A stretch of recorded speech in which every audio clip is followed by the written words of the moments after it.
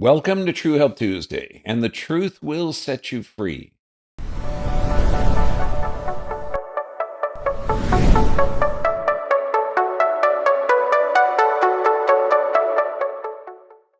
We're going to be talking about stress today, and stress is, well, you could call it the source of all disease, and I mean all diseases. There's going to be a stress factor in it. So, number one, let's look at our population. Okay, do we have a healthy population? No, we don't. And if an animal species had these statistics, that would not be a healthy animal species. So you're looking at 50% will develop some type of cancer. 1 in 5 had an autoimmune disorder. 25% are going to develop heart disease.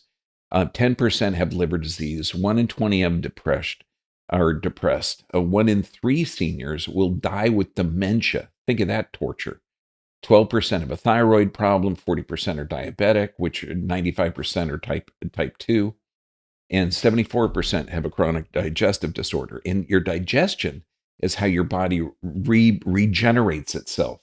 So what's the cause of this destruction of our population? Is it genetics, viruses, bacteria, funguses, chemical imbalance? You're just not taking enough medication or random malfunction? Is it bad luck or bad genes? Okay, I love Dr. Bettman Gunji. Now, um, you got to read the book, Water Cures, Drugs Kill. Quote, medical doctors and all other doctors who hold to the outdated, ignorant paradigm of disease coming from germs, bad luck, or bad genes will be stunned when they realize what's ahead. All of a sudden, they will feel naked.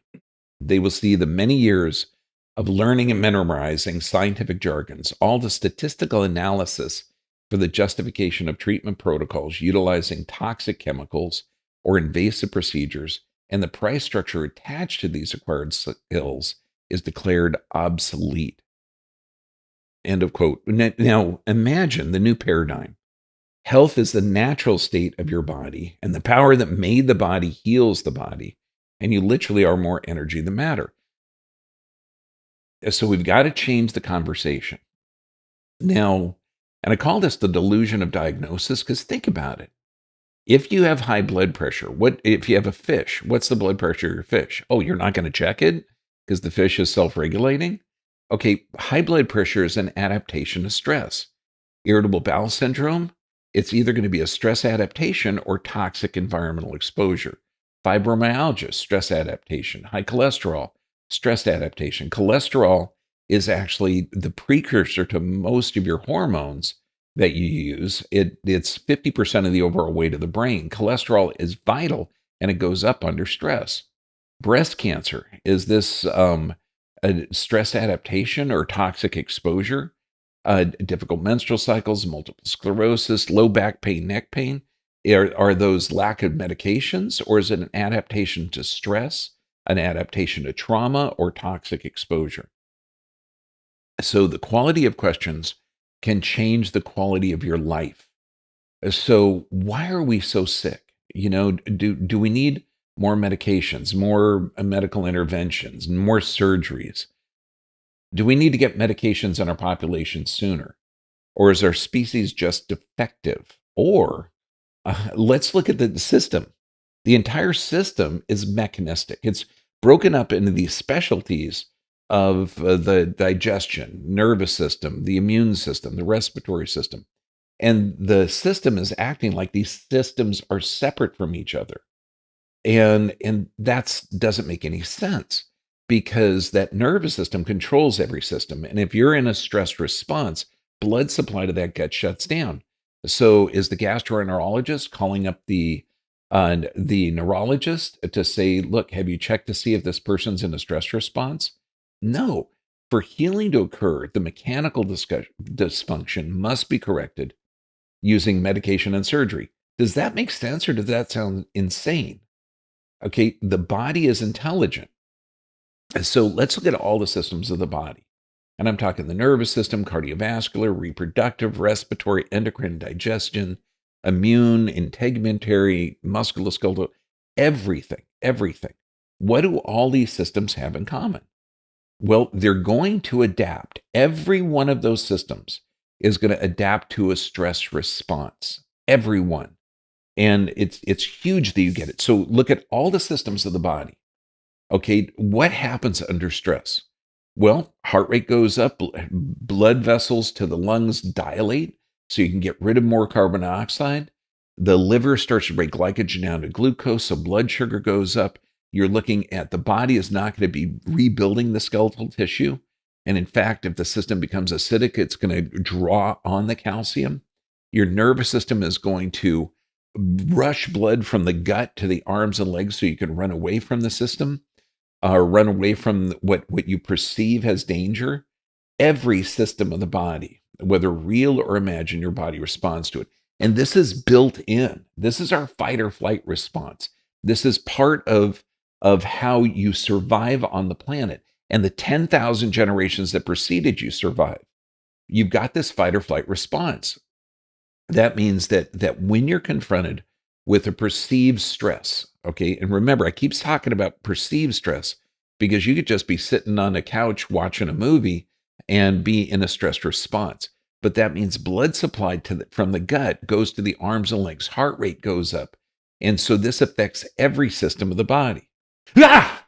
Okay, I know, it's scary. I don't know. Clowns are scary to me. So what do we just do? In that instant of fear, okay, instantly the heart rate increases. Instantly, the liver is going to start breaking glycogen down to glucose, so blood sugar goes up. Digestion is shut down. Immune system, that's where 80 to 90% of your immune system is. Blood pressure elevates. I mean, it's just all of this is based on the nervous system because you perceive your world through that nervous system, and that communicates to the hypothalamus.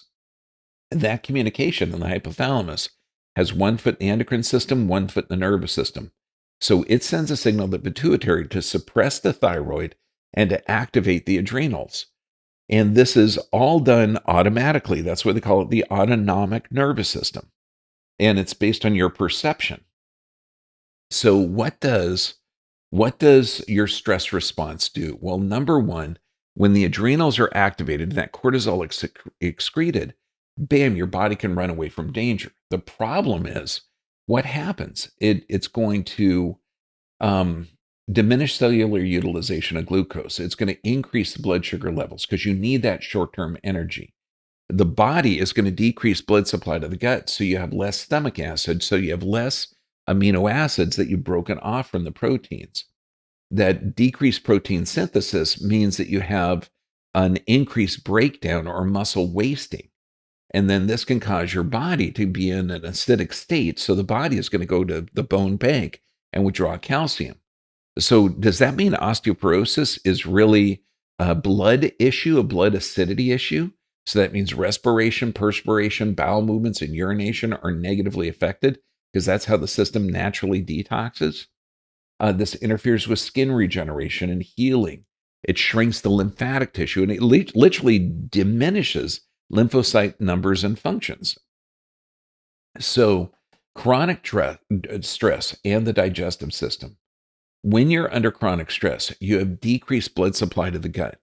That decreases your metabolism. It decreases your enzyme output in your gut. That means you have poor nutrient absorption.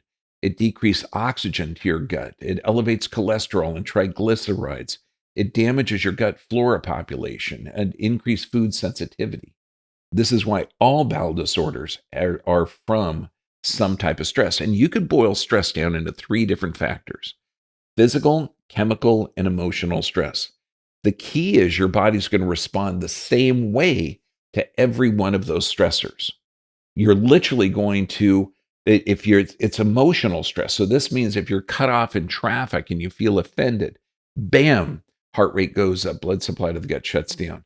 Physical stress, if you have a chronic physical stressor in your system that's keeping you in that fight or flight state. And chemical stress, and that we are all under chemical. Poor sleep is a chemical stressor.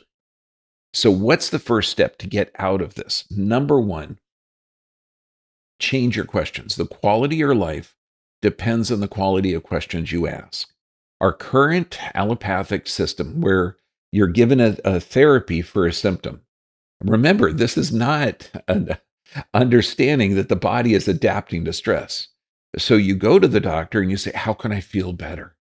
What do I got, doctor? How do I treat it? What drug or therapy do I take?